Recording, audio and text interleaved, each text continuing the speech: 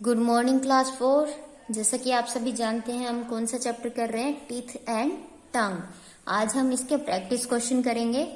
आप लोगों को मैंने कल यहाँ तक दिया था करने के लिए। आई होप आप सभी ने कर लिया होगा अच्छे से। अभी देखते हैं अब हमारा practice section B. Multiple choice question है। फर्स्ट हमें बताना है कि कौन सा आंसर करेक्ट है। Molars are also called dash teeth. Molars जो है हमारे सबसे पीछे वाले जो दांत होते हैं ना, 6, 3 इस तरफ 3 इस तरफ, ये क्या है, हमारे मोलर्स हैं। ये मोलर्स और क्या कहलाते हैं? मोलर्स जो हमारे टीथ हैं उनका काम क्या होता है? ग्राइंडिंग करने का। खाना जो है हम चबाते हैं उनको बिल्कुल ग्राइंड, बिल्कुल पतला कर देना, बिल्कुल बारीक कर देना, ये काम किसका होता है? मोलर्स का होता है। तो इनका काम क्या होता है? ग्राइंडिंग करने का। क्या काम होता है? ग्राइंडिंग करने का। सेकंड देखिए, अनक्लीन्ड टीथ, मतलब कि अगर आप रोज ब्रश नहीं करते हो, दिन में एटलीस्ट 2 टाइम्स, 2 बार अगर नहीं करते हो तो क्या हो जाता है? Your teeth get covered with yellow substance. पीले पड़ जाते हैं ना आपके दांत। वो येलो सब्सटेंस क्या कहलाता है? येलो सब्सटेंस कहलाता है टार्टर। क्या कहलाता है? टार्टर। जो अनक्लीन टीथ है वो किससे कवर्ड हो जाते हैं? येलो सब्सटेंस से। जो येलो सब्सटेंस है उसका नाम क्या है? टार्टर। इसको कैसे रिमूव किया जा सकता है? इसको रिमूव किया जा सकता है डेंटिस्ट के थ्रू। डेंटिस्ट जो है वो आपके जो ये येलो सब्सटेंस है ना, इसको निकाल देता है मशीन से। ओके, अब देखिए part B. Very short answer है, मतलब कि आपको सिर्फ नाम लिखने होंगे, ठीक है, कुछ ज्यादा एक्सप्लेन नहीं करना। What is the other name of milk teeth? Milk teeth कौन से होते हैं? जब 3 साल के बच्चे के जो 3 इयर्स ओल्ड बच्चा होता है उसके जो दांत होते हैं उनको क्या बोलते हैं हम? Milk teeth. फिर वो टूटना शुरू हो जाते हैं ना, दूध वाले दांत, और फिर नए वाले दांत आते हैं उनके प्लेस पर। तो ये पूछा है मिल्क टीथ के अलावा उनको और क्या बोला जाता है? हमें पता है वो टेम्परेरी टीथ होते हैं।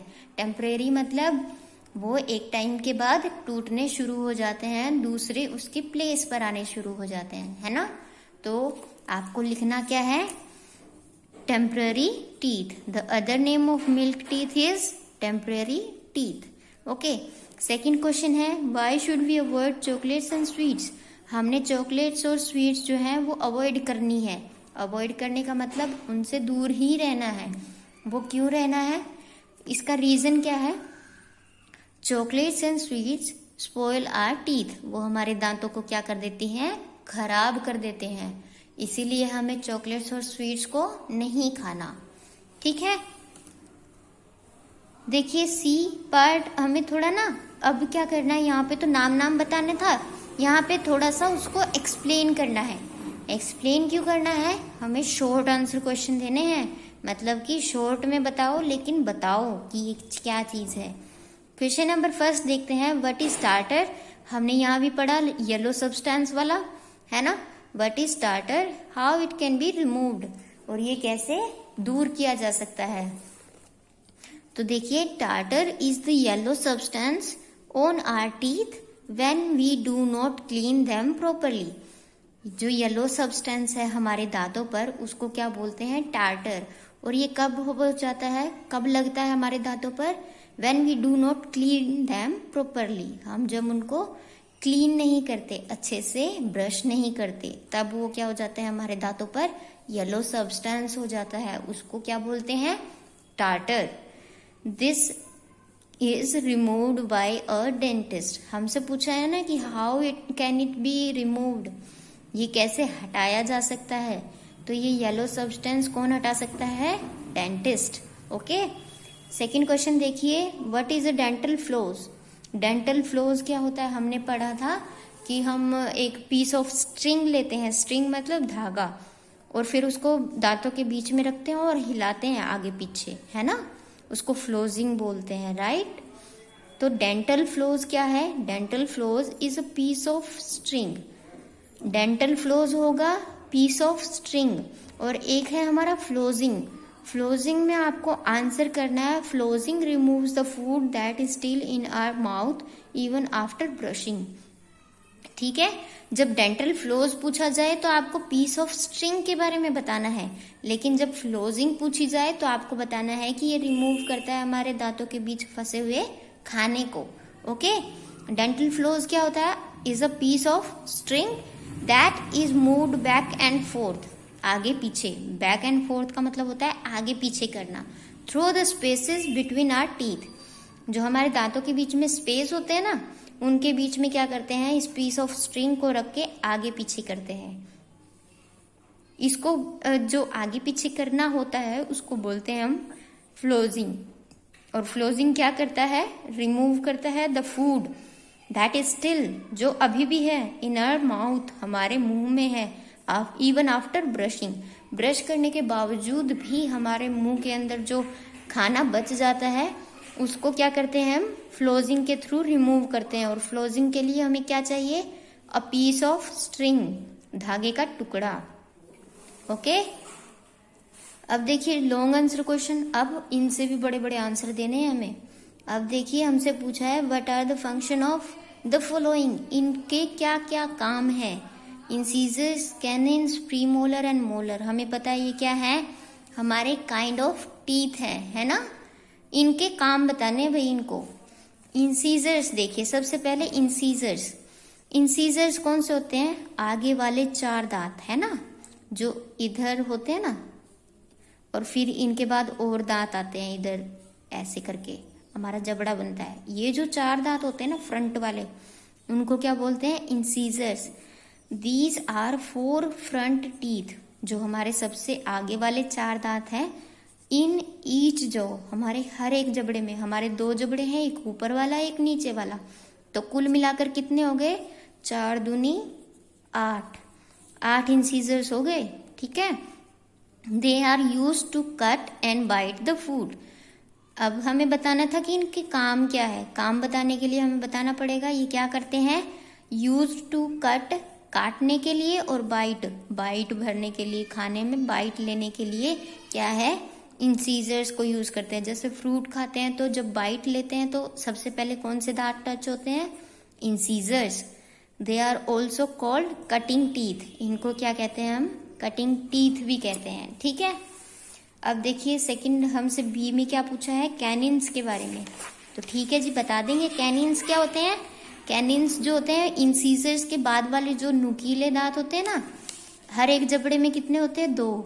तो 2 जबड़े हैं हमारे पास और 2 ही ये हर एक जबड़े में, तो टोटल कितने हो गए? 4 कैनिन्स हो जाते हैं। ठीक है, हर एक जबड़े में। ये क्या करते हैं? हेल्प करते हैं टीयरिंग फूड, फूड को फाड़ने में। फाड़ना मतलब उसको बिल्कुल निकाल के लेके आना। एक तो बाइट लेना होता है, एक होता है फूड को फाड़ना। तो वो किसका हेल्प करते हैं? कैनिन से हेल्प करते हैं। ये क्या होते हैं? बहुत ही शार्प होते हैं। दे आर वेरी शार्प, बहुत ज्यादा नुकीले होते हैं। आपको भी पता है, आपके जबड़े में जो नुकीले दांत हैं, आप उनसे बहुत सारी चीजों को फाड़ते हो, है ना।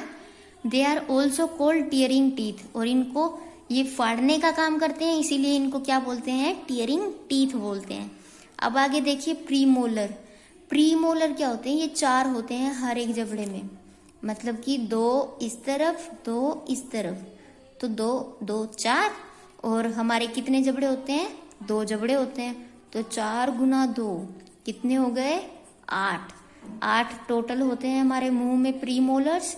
इनका काम क्या होता है? These help us in cracking food, crack करना है ना, तोड़ने में क्या करते हैं? हेल्प करते हैं, मतलब और बारीक करने की कोशिश करते हैं। पहले हमने बाइट ली, फिर उसके बाद खाना जो है हमने फाड़ा, उसके बाद क्या कर रहे हैं? अब हम क्रैक कर रहे हैं, उसको और बारीक कर रहे हैं। They are also called cracking teeth. Sorry, ये फूड नहीं है, यहाँ पे आएगा teeth. Okay, they are also called cracking teeth. Okay, अब देखिए लास्ट पूछा है मोलर्स के बारे में। मोलर्स क्या होता है? सबसे लास्ट वाले होते हैं, और ये 6 होते हैं, मतलब कि कैसे? 3 और 3 6। लास्ट में जो प्रीमोलर के बाद जो आते हैं ना, 3 और 3, जैसे कि आपकी बुक में बता दूं, ये जो 4 दांत हैं 1 2 3 4 ये क्या है, इंसीजर्स है ना। ये वाला कौन सा है, ये है कैनिन, उस तरफ वाला भी कैनिन है, मतलब ये है जो ये और ये क्या है, कैनिन है। अब ये दो और ये दो, ये कौन से हैं, प्रीमोलर्स, क्या है, प्रीमोलर्स। और ये बच गए 3 इधर के और 3 इधर के, क्या बच गए, मोलर्स। ठीक है। अब मोलर्स का काम क्या होता है, मोलर्स का काम होता है ग्राइंडिंग करने का। हमने यहाँ पे भी देखा कि मोलर्स को ग्राइंडिंग टीथ भी बोलते हैं, है ना। तो इनका ग्राइंडिंग का काम होता है, मतलब बिल्कुल ही बारीक कर देना, खाने को ग्राइंड कर देना। वो किन का काम होता है, मोलर्स का काम होता है, इसीलिए इनको क्या बोलते हैं, ग्राइंडिंग टीथ बोलते हैं। ठीक है, ये सब आपको लिखना है आपकी फेयर नोटबुक में। अब देखिए सेकेंड क्वेश्चन जो है वो क्या है, what are the harmful effect of tooth decay. Tooth decay मतलब जो हमारे दांतों में बहुत सारे क्या बोलते हैं, काला काला पड़ जाता है ना, वो क्या होते हैं, बहुत सारे ऐसे बोलते हैं कि कीड़ा लग गया। हम जो आम भाषा में बोलते हैं, हम क्या बोलते हैं, कीड़ा लग जाना। तो उसका पूछा है कि इसके नुकसान क्या क्या है, हार्मफुल इफेक्ट क्या क्या है। देखिए, the stock food in are teeth get covered with a thin layer of germs. जो हमारे खाना दांतों के बीच में फंस जाता है और हम निकाल नहीं पाते हैं, तो वो क्या करते हैं, एक thin layer, get covered with a thin layer of germs, और हमारे जो उस खाने पर क्या होते हैं, कीटाणु आ जाते हैं। This layer is called plaque. जो ये लेयर है ना, कीटाणु वाली लेयर, इसको क्या बोलते हैं, प्लैक। ठीक है, this plaque reacts with the sugar. और जो ये प्लैक है ना, ये शुगर यानी कि चीनी के साथ रिएक्ट करती है। जैसे कीटाणु मीठा खाना बहुत पसंद करते हैं, ठीक है, तो वो मीठे के साथ क्या करते हैं, रिएक्ट करना शुरू कर देते हैं। Present in a food to produce acid. वो क्या करते हैं, शुगर के साथ रिएक्ट करते हैं और क्या करते हैं, एसिड प्रोड्यूस करते हैं, एसिड निकलता है। जर्म्स जो है शुगर के साथ रिएक्ट करते हैं और क्या बनता है, एसिड बनता है। And this acid affects the tooth animal.